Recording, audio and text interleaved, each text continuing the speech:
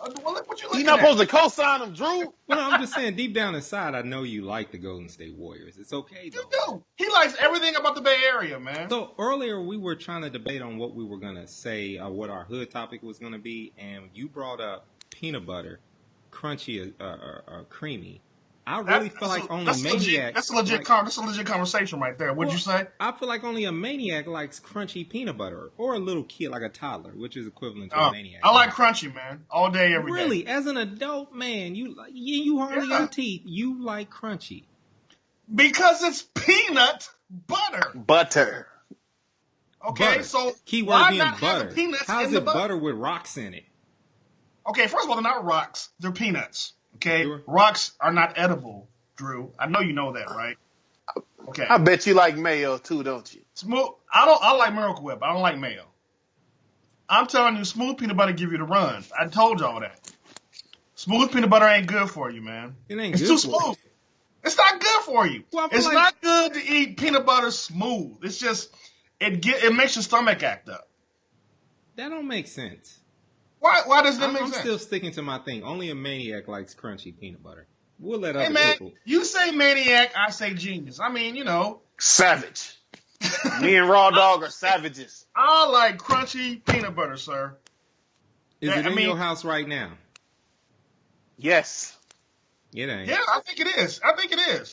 Yeah, I think it is. Creamy and I crunchy. gotta keep little man from stealing it though, because he'd like to put his fingers in it, and Yeah. that is a problem. We've Yeah. had discussions about this. Yeah. I mean, serious discussions. What's that under your nails? Peanut butter? And then you find out it ain't? Oh, Uh, Lord Jesus, Drew. Let's start the show on that You note. have to go there, man. And welcome into the Barbershop 918. You up in here with your man, That's Big why Drew. you messed up. Shut up. Big Drew. J-Rock. Boom. And the one and only. He likes it crunchy. Ugh. He likes his butter, his peanut butter with all the nuts in it. It's Hey, raw. Pause. Oh. Pause. Triple pause. Let's go, man. Let's get the show started. All right, so today we got a jam-packed show for you today. Pack with jam, baby. A little bit jealous. Crunchy peanut butter. Crunchy peanut butter. So today we're going to talk about the NBA Finals. Of course, we got a hood topic we're going to throw your way, but right now we got the word on the street. And the word on the street is when we give you music news, entertainment news with television and the movie, the box office report. J-Rock. Well, hold on. First, we got to intro it. Give it to him. It's time for the word on the street. Word on the street. It's the sweet one.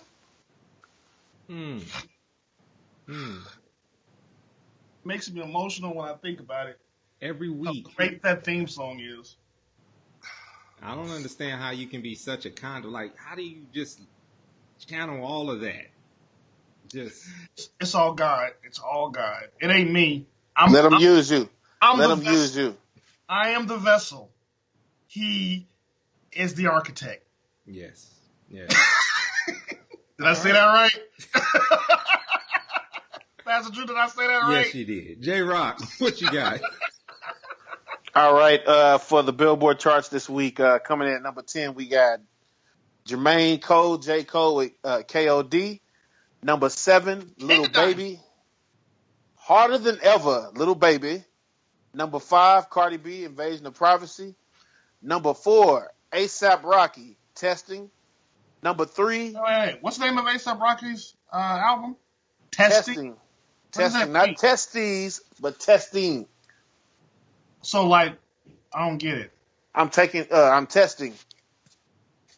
All right. That is stupid, sir. Move on. Go ahead. I have nothing to do with that, sir. Number 3, Stupid. Pusha T with his album Daytona. It's Terrence. And number 2 is Post Malone with Beer Bongs and Bentleys. Mayonnaise music. We're Yeah. going to talk about that later on in the hood topic. Yeah. Next week, Kanye West should have the number 1 album in America. Ouch, bruh.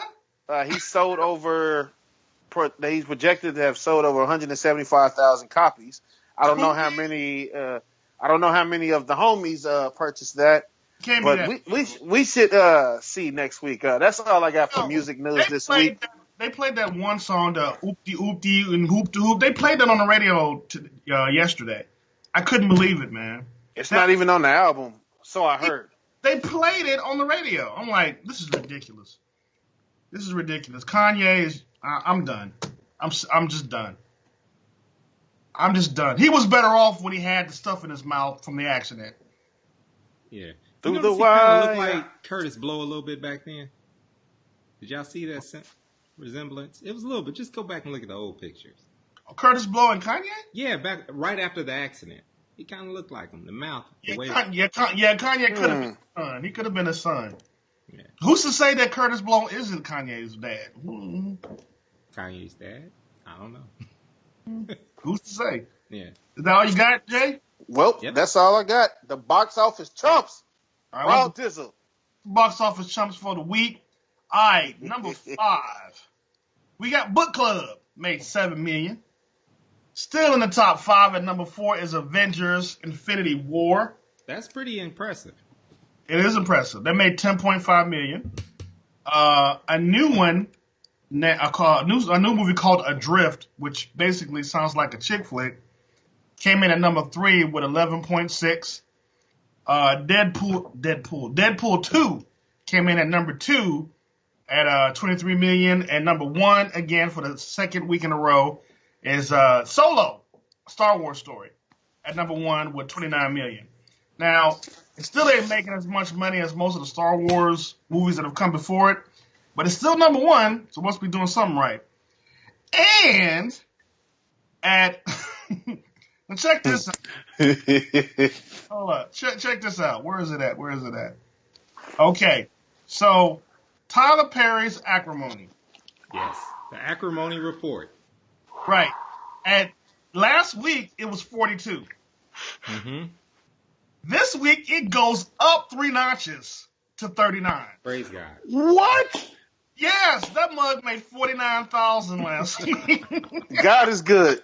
It was the first. It was the first. How Last does week was it a go good week. up? It was the first of the month, man. Tyler must be going to the churches. He's really pumping it up, man. He busted them in. I mean, how it go up? How it go from 42 to 39? I don't get that. Because we mentioned it What- on what last about- week's show. Is that Yeah. what it was? Yeah, we We gave gave that him a kind of boost. clout.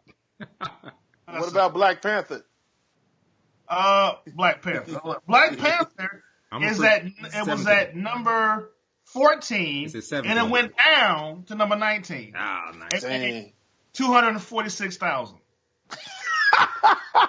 Who is going to see Black Panther at the movies that it's making 246,000? It's on DVD. Somebody who likes crunchy peanut butter. Exactly. Somebody sitting in the theater eating a crunchy peanut butter sandwich in a dollar theater, a sticky floor dollar theater. And he's choking, literally. Because he has nothing to drink. Honey, hand me that water that you brought in.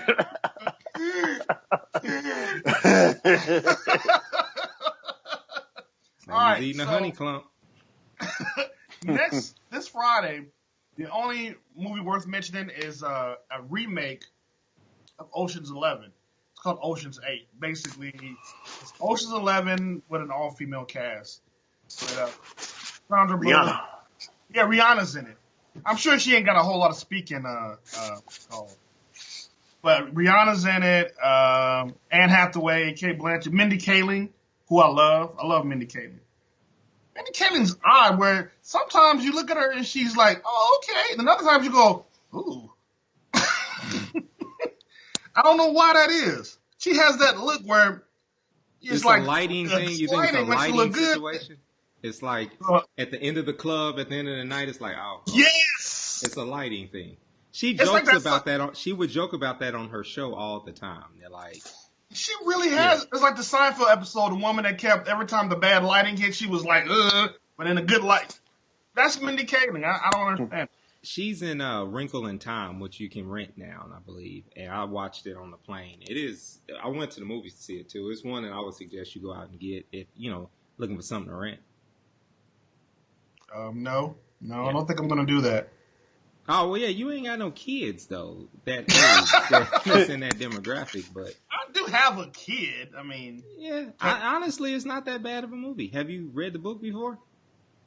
Have you had any of your kids read the book? I read Iceberg Slim's book. This guy. Yeah. That's a great book. What was it called? Horse Son? What's it called? Iceberg Slim? Yeah. It was called man, what's the name of it? Pimpin'. No, Pimp. Yeah. Literally just called Pimp. That's what I just said. No, you said Pimp In. One of the greatest books of all time. Should be on everybody's bestseller. So you're Iceberg suggesting, Slim, our Pimp. suggestion as the Barbershop Nominate is that you don't take or rent this for your 10-year-old. Instead, you go get Pimp. Or other Donald Goines, books. We can have both. We can have balance. I mean, for Drew, it's Wrinkle in Time. For Raw Dog, it's Pimp. I mean, Pimpin'. That was weird.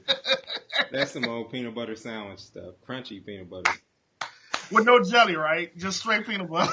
No, with syrup or honey. Yeah, just something. Yes, like sir. That's good stuff. That's what he's doing. Winsong. That's good stuff right there. That syrup and peanut butter. That's a hood sandwich. Yeah, my son. Did y'all ever make the cinnamon toast? Like you put you get the bread and you put on the broiler. Yeah, then you put the cinnamon and the sugar. You put it and mix it together and put it on the bread. Yeah, that's good stuff, boy. It is. Yeah. It's why diabetes run rampant amongst the three of us. Just us. Just amongst us. You're absolutely right, sir. Wake up, hands numb. Oh, my sugar, baby.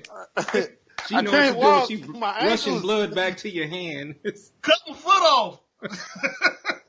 I want to be like Big Mama and Soul Food. I want mama. We are horrible. Oh, my sugar. That boy got the sugars I told right you not now. to eat that syrup sandwich at 3 o'clock in the morning. You had a piece? It was good. Hey, that's good eating, man. It's good eating in the hood. It's good eating in the hood, sir. Yes. All right, that's it. That's it for Word on the Street. No, well, okay. Oh, I'm sorry. Television. I'm sorry, Drew. I'm sorry. We talked about kicking Jay off, but then we ended I'm sorry, Drew. Wow. That's because Jay been moonlighting. He is. I've been listening to the Blue Magic, and he pretty much do everything he do for us. He do it for them too. So we get the leftovers. Really? So there's really no difference then, huh? He give it to them on Saturday, and then give us the sprinkles, just the leftovers, the remnants. Oh, Here y'all go, little wow. peasants. That's a doggone shame. When you're Jay. dealing with Skybox pay for the best. He get the best of Jay. We get the Apparently. leftovers. We get the leftovers. Yeah. Oh man. We get the next day stuff. Been in the refrigerator for a little while. Got a little fur on it. Just move that mold out the way and record. Cut the mold off. That's still good. In television, because it's that time of the year where it's not much to watch on television. Of course, the David Letterman series is good to catch all of those interviews. He's got a new interview up, and it just as soon as I said it, so that I lose all credibility, I absolutely just forgot who the new interview Howard is. Stern. Howard Stern, that's it. Yeah, and so that's definitely a suggestion to keep up. Hey, with. I like Beat Shazam. I ain't gonna lie. I like watching Beat Shazam. It's a guilty play, because here's the thing. I don't like Jamie Foxx. And I don't know why. He's an American legend, sir. What is it about Jamie Foxx you don't like? You know what I think it is? I think it's the off and on, like, the nature of, like, trying to look young and act young. That gets to me sometimes. Like, I don't like all the Beijing just being thrown at me in different ways. He uses it so many different ways. I just want it one way. That is hating on another level right there. And I don't feel good about the way I feel about him. I just don't. Lord have mercy, Pastor Drew. That's deep right there. JoJo don't like him either. JoJo don't like him either. JoJo. Man, calm that dog down, man. Calm that Rottweiler down. Say what's up to the audience. Say what's up to the barbershop. Oh, you got a killer there, boy. That's the real raw dog. You gotta relax, Joe. You gotta relax. Yeah, I'm sorry. I didn't know you didn't like Jamie Foxx. I adore the show, because I play along with it. Yeah, I think it's a fun show. I think, and to be honest with you, I can't hate on him having the job. I think other people would be annoying, even just as annoying. Like, there's a whole bunch of people I don't want to have that. Just like, I don't want LL to have that job. Like, LL's a terrible host. Or Steve Harvey. Yeah. Well, Steve Harvey has all the hosted shows. He hosts. How many shows does Steve have, man? Well, see, here's the thing that's about to frustrate me because they've been advertising it, is this Family Feud Celebrity Edition with Kanye. Have y'all seen that commercial? Yes. Yes. I don't want to watch that, but I feel like I'm going to get sucked in. I'm going to be sitting there one day, and I can't find the remote, and it's on, and I'm going to watch it. I just feel like I'm going to end up watching it. And I don't know it's mindless TV, man. Really, it is. So, I mean, during the summer, that's what the networks are doing. They're doing a lot of game show stuff. Yeah. You know what I mean? Well, to fill up. Go ahead. Marlon is coming back. It is coming back. Yes. So, contrary to what somebody on the show told us. That guy right there? Yeah. So, that's something to look forward to this summer. You're looking surprised for. What I do? Nothing. That Marlon wasn't coming back. Man, stop doing that, man. Marlon. It is actually coming back this summer. Yeah, so that's something to look forward to. They always sprinkle in a surprise like black show in the summer just to see. Uncle Buck. So, I don't know what it'll be. But... Wow. Uncle Buck did good in the summer, and then they try to put it in the fall, and it just... No, it never made it to the fall. It got canceled after the last episode. Yeah. Any show with Nia Long... Nia Long. It gets canceled. I don't know why that is. I don't understand. Like, we all like her, but it's just like, it's not her maybe, but she's cursed. Yeah. The Clipper curse. She's amazing. She's an amazing actress, but she's cursed. Is she amazing? Not really. She's just fine. All right. Like, we can go down the list. There's a handful of actresses. I'll be like, is she amazing? You'd be like, nah, but I like looking at her. She just fine. Sanaa's amazing. Though. Is she? She's in Love and Basketball. Name one role where you was captivated by her acting skills. Love and Basketball. You cannot say that. She did not look like a basketball player in Love and Basketball. She looked better than Omar Epps. That's you true. see his jumper? If she really wanted to look like a basketball player in Love and Basketball, she needed to be a little bit more butch. Yeah. Am I lying? That was set back in the 90s, guys. We should go. No, that was the 80s. No, that was the 80s. That direction. Have we seen the WNBA lately? I'm just saying. You gotta relax. Rondo. Oh, so I'm the only one that's gonna say it, right? I'm the only one. Mm-hmm. Okay. You are the raw dog. Well, what? The rawest of the raw. I'm just saying. I watched some games, man. No, you ain't. Huh? You seen some commercials. You ain't watching no games. No, I actually been to some games. I went when the Shark was 4 here. years ago. That was 4 years ago. I went and I saw some of these women up close. And let me tell you something, sir. Stop. It was an interesting project. That's all I'm gonna say. Oh my god. Except for what's her name? Y'all know which one I'm talking about. Brittany Griner. Man, come on, man. You know what I'm talking about. That's who we're going to say you're talking about. Let's move on. So another thing that you can watch on YouTube right now, because YouTube is coming up with their own unique thing. We talked about this already. Their spin on the Karate Kid. Daniel grows up and becomes a jerk. Awesome. Gotta watch this, man. Like, you gotta watch it. It'll make it's really, really good. Yeah, so I think that's one of my big suggestions to kind of get you through the summer. J-Rock was being funny, and on the show prep notes, decided to put comic book / TV talk. You know what? Go ahead, Drew. So my suggestion, JoJo.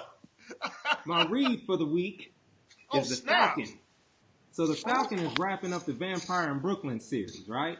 The chick with the gun, dude. That's Misty Knight. That's his woman.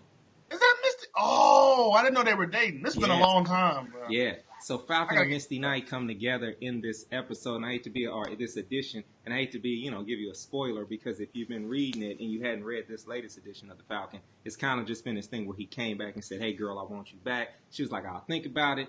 And then so at the end of this one, they finally kind of get together. So you got the arm and everything. So for me, since ain't nobody really necessarily reading comics here, I can go ahead and just spoil that right there. So they finally. Oh man, I just got that in the mail yesterday. What is wrong with you? Man, Drew. That's how you do it. So this Long live black nerds, baby. One more. Lando. Lando got his own book. Billy D. Wood. Billy D. That's I had freaking to pick awesome. this up, even if it ain't a good read, just because it's Billy D on the cover. So they went with Billy D and not Childish Gambino. Well, huh? there is a variant cover that I was telling you about that has Donald Glover on it. So, Oh, really? I am going. I gotta get back on my comic book stilo, man. I am way off, sir. I gotta start buying these Spider-Man comic books. Start buying some black ones. Yeah, it's a market for it, man. It's a It market is. for it. I'm still waiting for Milestone to come back. Yeah. The thing that I'm looking forward to the most when it comes to black comics that's coming up real soon is with Ant-Man coming out, they are revealing from a cinematic standpoint for the first time Black Goliath. So it's going to be one of those things where it's going to be played by Lawrence Fishburne. And so now people are going to start going back and looking at the comics and seeing, and this was a not as well-known comic, but it's along the same lines as Ant-Man, as you know how Ant-Man can shrink or get big. He could get big. And so he had his few generic, enemies and whatnot. But that's it for Black Lightning can get big. That's hilarious. Black Lightning. Black Lightning, which I was on the plane, I saw somebody watching the whole series that was sitting next to it. So I tell you what, Black Lightning is a lot better than you think it is. It is. It's a whole lot better. Had Jill Scott in it? It did have Jill Scott in there. Yeah, she played a villain too. Mm-hmm. Did you see that, Jay? Yeah. She didn't last long though. I seen the picture, but that's about it. Oh, because you don't watch stuff like that. I'm sorry. Nope, I don't watch black stuff, as y'all would say. You don't, sir. Unless it's Ratchet. Basically. That's true. Unless it's World Star or something like that. Shout out Stevie J and Ray J. That's it for the word on the street. Word on the street. It's the sweet word. Yeah. Yeah. Was that your Billy D. Colt 45? Yeah. That's what it was. That's what it was. What we got for the people next, J-Rock? The hood topic. I know. I'm sorry. Maybe I should have introduced it differently. Oh, my bad. It's time for the hood topic. Very well. And JoJo said, you tripping. Time for the hood topic. We got a pretty good hood topic. J-Rock, give them an explanation of what we're about to talk about, boss. Okay, the hood topic is pretty much talking about how is it being African American in America in 2018. Is it more of your race? JoJo, you gotta relax. Control your dog, bro. He's ready for the finals. But it's pretty much, is your being black in America, is it defined by your race? Is it defined by the culture in 2018? And how do you guys feel about that? Looking at things in 2018. One of the interesting points when it comes to this particular subject for me is it always comes in where... JoJo, come here. Come on, man. Control your dog. We're trying to do a show. Come here. Come here. You mind, Jay? Continue. We're trying to do a show here, sir. Drew, continue. So one of the things that we're always protective of our culture. And now some of the things that we knew to be uniquely black are being things that are expanding beyond just African Americans doing. And sometimes you feel like parts of your culture is being stolen, being robbed.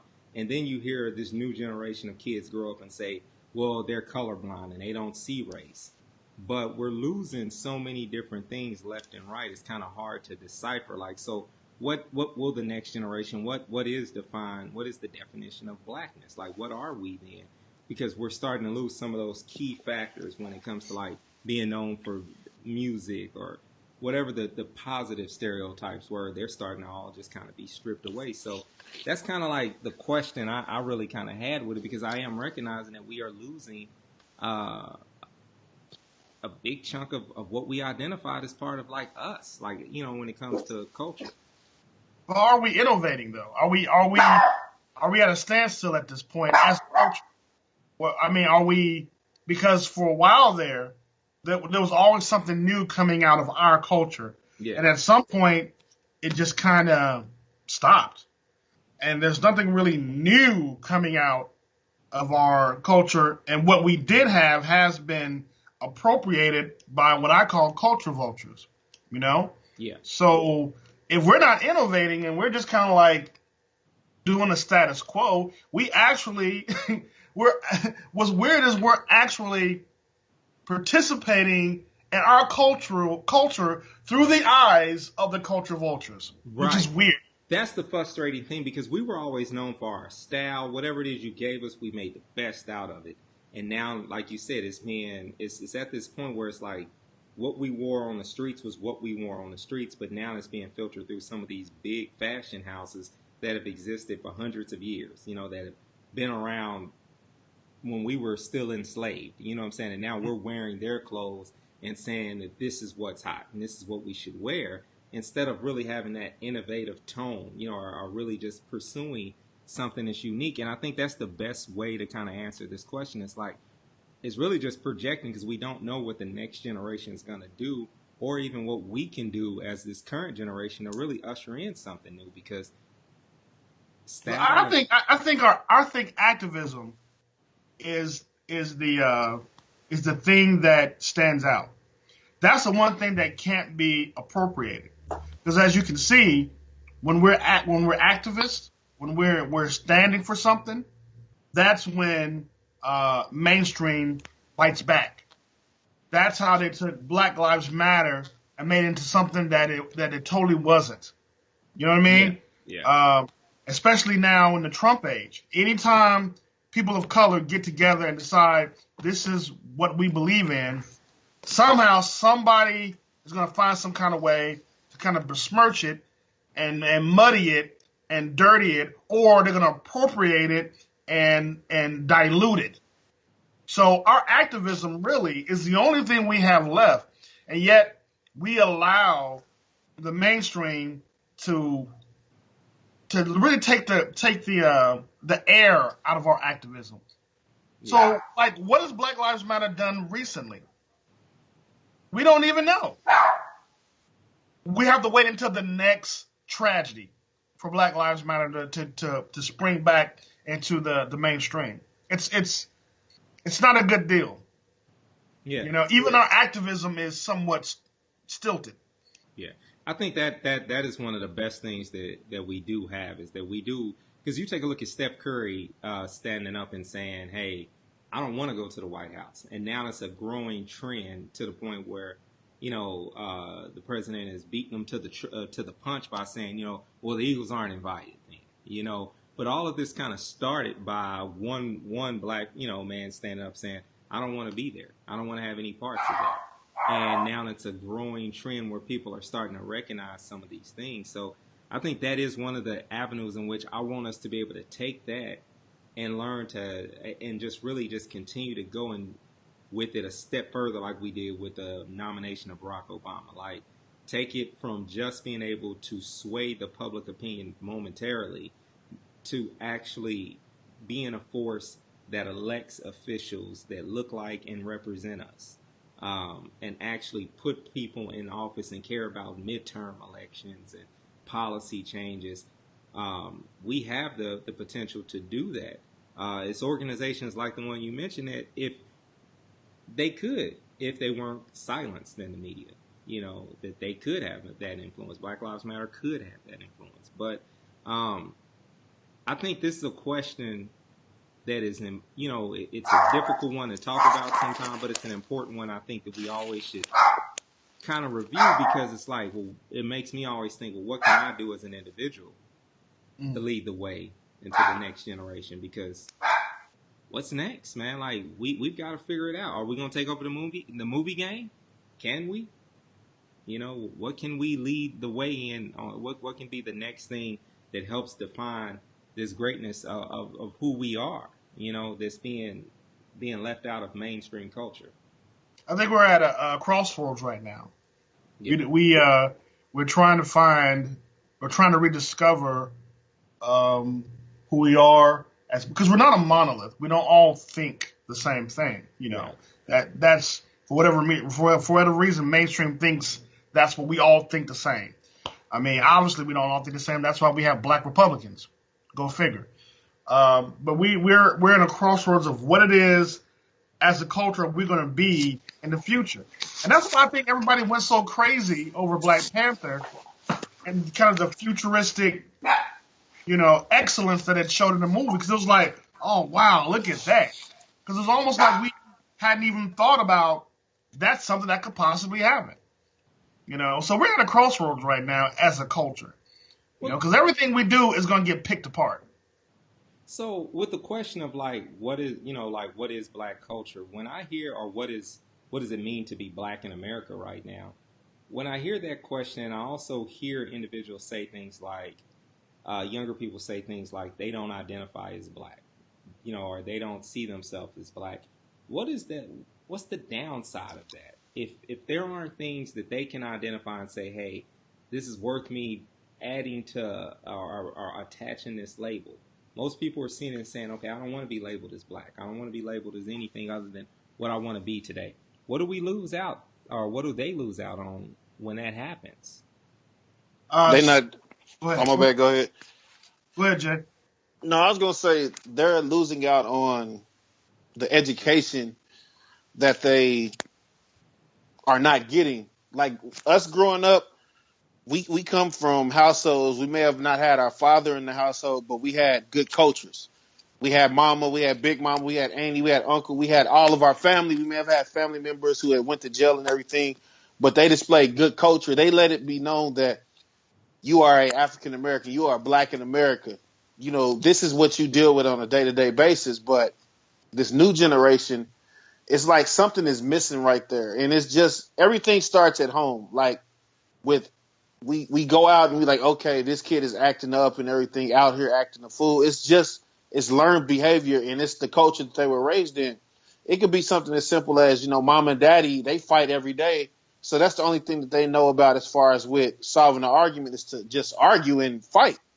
They don't know how to sit down and be a mature African-American male or African-American female and talk things out because they've seen the examples that they were given growing up. Daddy going upstairs, mama said, mama cussing and throwing stuff and breaking windows. So that's the way they look at it. I just feel like in 2018 with culture, it's something that's missing in the household. And it doesn't have to be even a kid living in a two-parent household. It could be that the parent that is raising them, they're not raising them to be a strong black man or a strong black woman. They just trying to be their best friend. So that's why I feel like that's where we're lost at in 2018 with culture. That's why it's so easy for kids to not, tie themselves to being black because, us growing up, it was taught. It's a culture. It is significant. It is we as black folks share things that no other race can even understand. And if you go to another black person and say a certain thing, we know exactly what you're talking about. We don't have that anymore because it's the globalization of the black culture. Now white people can be black. Look at Rachel. And I think that's she passed. And she became the president of the NAACP. Come on. In Seattle. Just say it. I can't hear you. What's really going on up there? I can't hear you. I think that it's a lot going on up here. So I think that's my big thing is like, that's what made me kind of really think about this question is because a lot of people are inviting it because, okay, every week the number one song has been by, or the number one album has been by, what's the young man's name?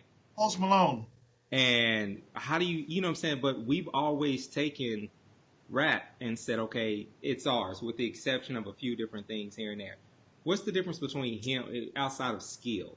What's the difference between him and Eminem? I think Eminem took a concerted effort to really enshrine himself in the black culture. He made an effort to. Post Malone don't have to do that because he's in an era where that's not even important anymore. Exactly. He can literally make rap music just for white people. And I think that's the part that insults us or makes us feel kind of like strange because it's like, well, hold on.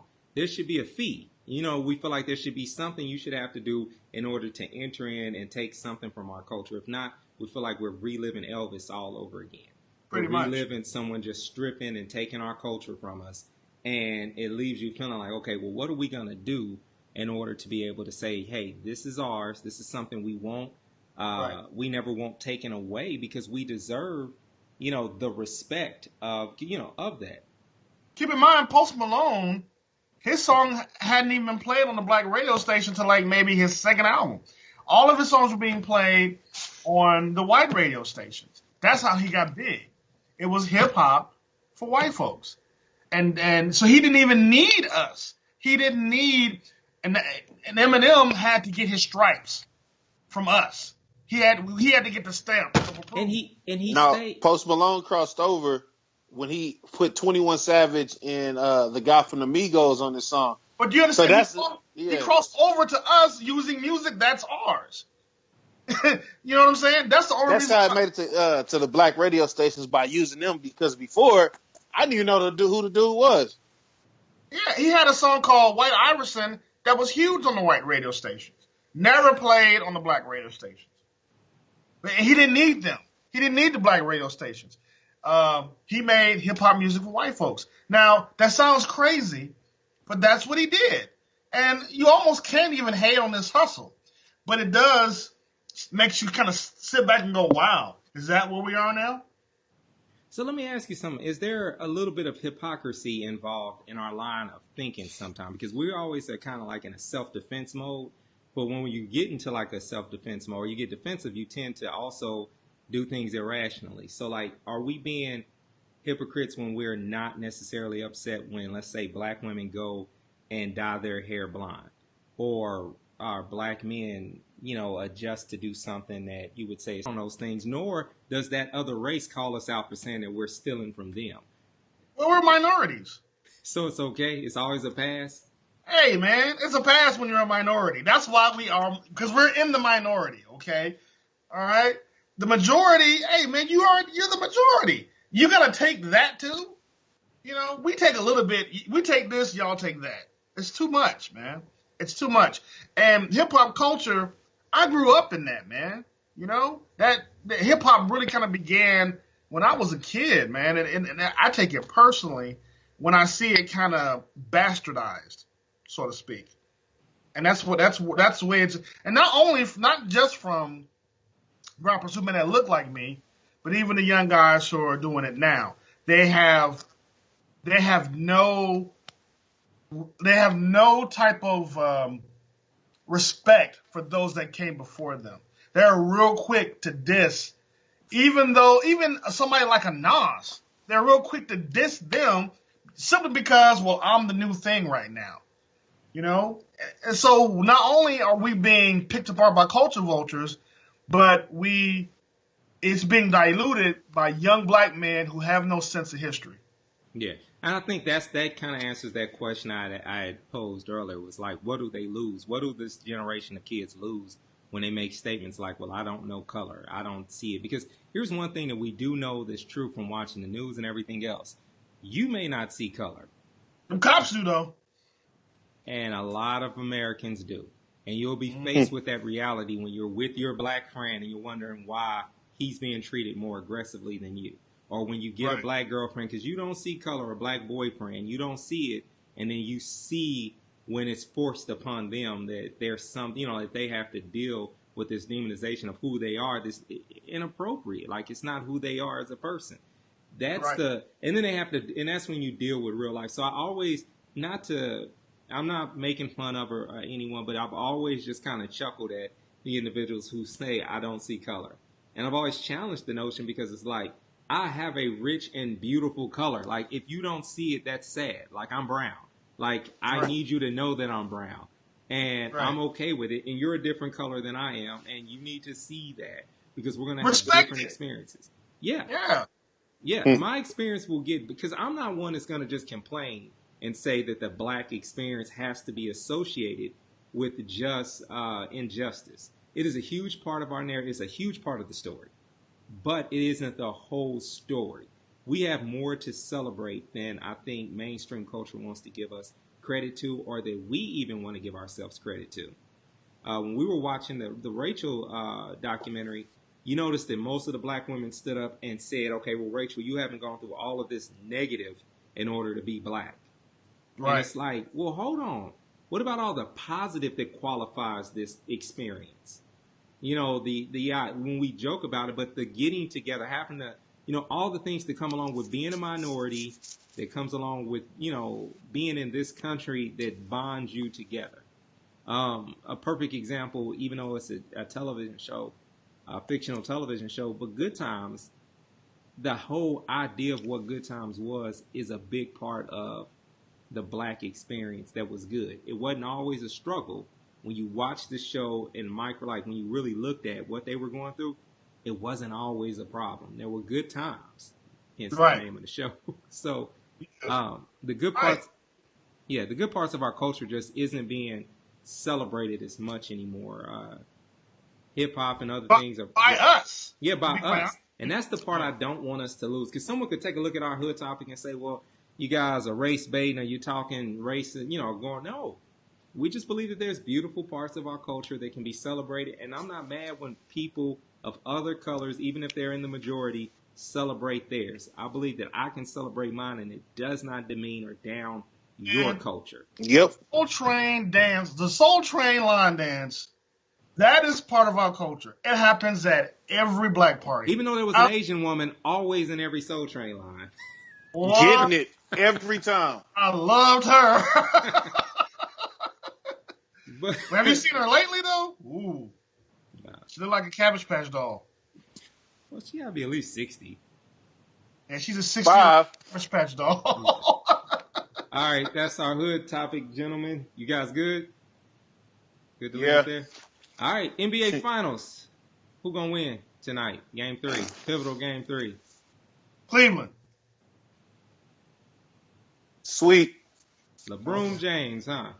I feel like LeBron's gonna win, man. There's this gut instinct that says Golden State's gonna sweep, but I'm gonna go against that gut instinct because I really want. Honestly, I want LeBron to come back and win the ring.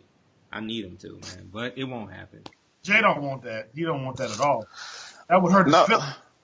No, it wouldn't hurt my feelings. I keep. Me and Jesse talked about this the other day. I was like, man, it makes my stomach hurt to think that these brothers, if they remain healthy, they're going to win the next 4 or 5 championships because no force in the NBA can come and defeat them. I think the Rockets will overtake them. Which makes me dislike Kevin Durant even more. It makes me literally despise his very presence. His peasy presence. I think that the Rockets can overtake them next year. I don't believe that that'll be an issue. But I also don't see them coming together with the chemistry. I don't see the same chemistry. They don't talk the same way. Too much of the game is geared toward Kevin Durant's style of play. It's just not going to have success next year. I don't see the Golden State, and I could be wrong, but I just see the Rockets overcoming them. With that current roster that they have? I believe there'll be if they can even hold on to it. I think that there's going to be a couple of pieces that are interchanged, and I'm talking like veteran pieces, like they picked up Joe Johnson at the deadline. Okay, well, Joe goes away, and I think there'll be somebody that'll be a key piece that'll fit back into that system that we don't know who it is, but it'll be an odd piece that the Rockets will bring in that'll get them over the hump. And I believe that maybe even that piece may come as a backup center, big, that's tough, because Nene is a tough backup, but he couldn't play in the postseason because one, they you know how it goes. He just couldn't be in that 8-9 man rotation because his limitations on offense. So I think it's about free agency, who comes in, that's that piece. I think they could pick up a Kenneth Faried, someone who's unhappy that could fill in that 4 spot off the bench, that could really be a tough piece that can put his body out there. There's a few different odd pieces here and there that you just never know. But outside of that, I think, and this might sound like homerism, but I also feel like OKC it's what it does in free agency is going to be a key piece to where the Golden State lasts too, because you got to imagine it, if we're able to retain Chris Paul and potentially, Paul George, and potentially get another piece, we could overcome. Now, we could get over that hump. The heart could be there. The maturing of the younger part of the roster will be there. So it's a lot going on in the West. It just depends. I mean, I don't think all hope is lost. Oh, my bad. Go ahead. No, go ahead. I'm done. No, I was gonna say I hope, with pending free agency that LeBron doesn't go west. I feel like if he goes west, that kills the NBA because the league will be so top heavy. The West would be so heavy from the East. The East wouldn't have, what you have Toronto every year, maybe Boston. It would be to the point they would have to change. They would change their playoff format that they wanted to where it's 1 versus 16, kind of like how the WNBA does now, where it's not East and West. It's just the 16 best teams in the league. And maybe 9 or 10 of them would be from the Western Conference. Yeah. And I think that's the WNBA, and just like the G League, are always the experimental forces that, because the NBA has ownership in both leagues. And I think, NBA just outright owns the WNBA. But I think what ultimately happens is they always experiment in those leagues to see what they think they can bring over to the other league. And it's a totally different style of play with the WNBA, but yet and still, there's been other things they've experimented with in that league just to see. And so I really do think that format has worked out to make sure the 2 best teams always end up on top. And it's not like having the Sparks and what's the Minnesota Lynx? Lynx. That's the matchup you want. You don't want them in the conference finals and then sweeping the New York Liberty. You know what I'm saying? So this is a very good way of going about it. So hopefully they do that. Also in the G League, this year in previous years they've had the Coaches Challenge. And so now they're going to bring it to Summer League this year. And so after Summer League, the next thing we're going to have Coaches Challenges probably within the next 2 years. And so I think the NBA is trying to tweak the game in a way where we'll enjoy watching it. I think you're right, though, man. LeBron would have slowed that process down on switching the format is where LeBron goes. Like you never know, man. He could sign Boogie Cousins up in Cleveland and get Chris Paul. He ain't staying in Cleveland. Then he's the team. He's leaving Cleveland after this season. He's done. He don't even like the owner, dude. He can't stand Dan Gilbert, dude. Dan Gilbert's not a likable person. He's not. He's done in Cleveland. He's done. Hey, he brought him a ring, and that's going to be his that's going to be forever. He brought Cleveland a ring, and he's like, y'all can't bitch anymore because I got you a ring. Now let me go do me. Yeah, and what can they do? What can they say? Yeah, there's nothing else that can be said with that. So, NBA-wise, the other thing I wanted to mention is my hope is that Dwayne Casey lands in Detroit. He's a good coach. He shouldn't have got fired. I think Detroit has had a stage where they're starting all over. I believe that they'll let him he could do well with what the remnant, like what's left with Drummond and Blake Griffin, Reggie Jackson. Those aren't people to build around. But I think if there's one coach who knows how to make adjustments to make them look mediocre and get them into the 8th or 7th seed in the East, it is Dwayne Casey. I believe he can get them pretty far in the East and be some key opponents during the actual season, regular season. Now, playoffs, I don't believe Casey lost in the playoffs because of his coaching. I believe he lost in the playoffs because flat out the players. I just think it was the players, man. Like Valanciunas, Serge Ibaka, Kyle Lowry. Those were sorry players for the playoffs. They had no heart. I mean, because they not just let built LeBron, for those moments. Yeah, they weren't built for it. So I feel like if he gets a squad behind him with some heart, I would love to see KC coaching somebody like a Westbrook, somebody who got heart. As long as he's throwing out a strategy for everybody else, somebody who knows how to go get it. And really, I think that he could be a coach that gets you over the hump. So I just don't think Toronto was. I think that they believe that they have to have star key players, and they were just holding on to. They've held on to 2 players that aren't leaders; they're just stars. Wow, well said, sir. All right. Well, that's our NBA talk. So once again, Cleveland Cavaliers, I got them winning tonight. You got Me them, too. and J Rock, you got a sweep. So it's no point in us asking you again. Sweep. Sweep. Well, he loved them Golden State Warriors. Well, look Yeah, at him. dude. Two Look sweeps. at him. Yeah. Huh? Look at He thinking about him right now. And that's that face. Look at the face he making. He like, look at thank you for being a friend. Can we get on to the final cut yeah, man. What you talking about the Warriors? That's so I can cut you? you got it, J Rock. Go ahead, man. Earlier today, I got to work and I was a little disappointed because two of my students were released from the program because of behavior that they had. And, it kind of gets me down that, this generation, a lot of them don't take advantage of the potential and the resources that they have available.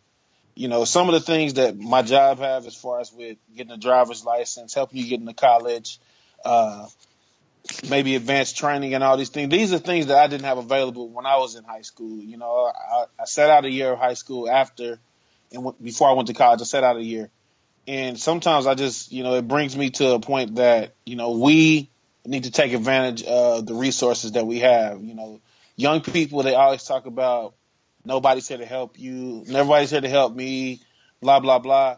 No, you have it. You just got to take advantage of it. So it's important that we continue to mentor these young people in this world because a lot of them don't know the culture that we were talking about in the hood topic. So it's important that we mentor that to them and also help them because, we want them to be the future leaders of the world. And as I say every week, winners win and losers lose. They always find a way to do what they do. My name is J Rock and I'm out. Man, I had a talk with my oldest, my son, recently, and I said something to him that just kind of came out of nowhere, so I know it wasn't me. I said to him that a man doesn't show himself to be a man, but actually, what shows a man to be a man is his character and how he acts when things are going wrong. Okay, a man is going to stay there and deal with whatever he's dealing with when things are not going his way. But a child is going to run. Okay. So my thing is, we've got these young black men, in this country. A lot of them growing up without the fathers there. We have to somehow find a way to let them know that being a man has nothing to do with your age. Because there's a lot of 50-year-old teenagers out there, you know what I mean, that are just doing crazy stuff, but they're much older. A man isn't about what age you are. A man is about your character and how you react when things are going wrong. Because every time you're hit with stress, it's a test to see if you're going to be able to go to the next level. So that's what life is really all about, just a bunch of tests. And every time you pass it, every time you withstand a blow from life, you go on to the next level in your manhood, So that's the thing. What really is a man? It's not your age, it's your character and how you act when things are going wrong. And with that, don't tell God about your big problems. Tell your problems you got a big God. Now I'm out. All right. So for me today, my final cut is it's related to this young man back here, the picture that you see. In a few days here, it'll mark the 1-year anniversary of him losing his life in a senseless way. Unfortunately, we live in a society where we don't really always know how to cope and deal with different things. And he lost his life at the hands of police officers who were, I'm not going to say whether they were right, wrong, or indifferent. They didn't have the proper training to deal with it, and there was only one way that they felt that they needed to do something. And I'm not saying one way or another, whether it was right or wrong, had seen the pain in their eyes as well. But one of the most painful things was seeing the pain in his mother's eyes that day. And I don't want people to forget about him. So often we get on these tangents and we say all these ugly things that we want to say about the police and we want to say about the killings that are going on, but we forget about the people and we forget about the legacy. And it's not a day that doesn't go by that I don't think about this young man or any of the other young men that I had to look at their bodies and tell their mothers that they had passed away. And so there's a lot of senseless violence that goes on in this world. Be a part of the solution. You're made out of something beautiful, regardless of what race, what color you are. You have God within you. You have the capacity to love. Tap into that love today. Love a little bit deeper. Take a deep breath and just take a second to find love before you react. Always do that, because once a life is lost, once it's gone, it's gone. We only got one life to live here with one another. So just let's love each other while we can. And I just want to say rest in peace to him. And I'm just always continuously praying for the comfort of his family and thinking about him. And I just want you guys to remember his name is Joshua. Just remember that. Remember who he is. If you knew who he was, celebrate it. And if you didn't know who he was, because I didn't know who he was, so I don't want to sound like I was close friends or anything, but I was there. And it just is one of those things where life is short. Live love as much as you can, all right? Remember, hate can't drive out hate. Only love can do that. We love you guys for listening. Thank you for listening to the Barbershop 918. You can always check us out at TheBarbershop918.com. Check us out on Instagram, Twitter, Facebook, everywhere. If you ain't looking for us, that means you ain't found us. And if you ain't found us, you ain't looking for us. That's true. We everywhere, baby. Hey. We're the Barbershop 918. Yeah. Shout out to my daughter, man. Graduated high school. Congratulations. Yeah. Right. It's one down. I got two more in a row, and then I got one more that's gonna give me a little bit of space and time. How many years you got till you till your youngest graduate? You thought you was done, raw dog. You got what? 6 years? 7? Yeah. When he turns 18, he's kind of gonna be on his own. Let's just see where we're at when he's 18. Because right now, I'm like, hey, bro, you're going to have to find a job. We still recording. I know. And I mean So we'll see how everything works out. Let's see how the next 6 years go. All right. So, bless his heart. Yeah. All right, fellas. It's hard. It's hard over here, man. Y'all don't even know. It's hard out here for a parent. Hey, man, is that a crease down your T-shirt? Where? No, I thought I saw a crease. I thought you ironed your T-shirt. I thought you stay floated, too. Oh, come on. Man. Yep, in my white tee. My white tee. Yeah. I'm not that military, man. Yeah. But I am in my white tee, though. And it's brand spanking new, as you can see. It's very white. It's very white. Mr. Poppin' Tags. All right, man. Don't spill any crunchy peanut butter on it, man. We out. Hey, don't eat no smooth one or you're going to be in the bathroom all night. Not true. Deuces, man. Baby.